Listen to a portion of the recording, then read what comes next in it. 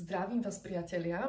Dnes sa pokúsim vysvetliť takú vec, čo s plecami a s lopatkami, keď stojíme.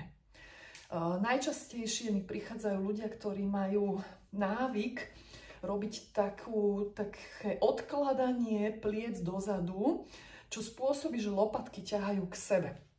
Vzniká takýto postoj, kedy hrudná kosť vystupuje smerom dopredu a zároveň sa nakláňa smerom hore.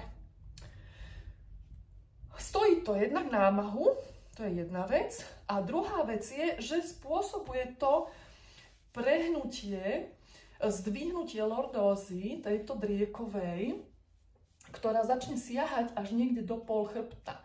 Pretože prirodzená kyfóza, čiže ohnutie medzi lopatkami, sa nám stráca. Čiže vyskúšaj, či je pre teba pohodlnejšie odloženie lopatiek k sebe, alebo keď si dovolíš plecia spustiť a lopatky trochu od seba otvoriť. A môžeš si vybrať. Ahoj!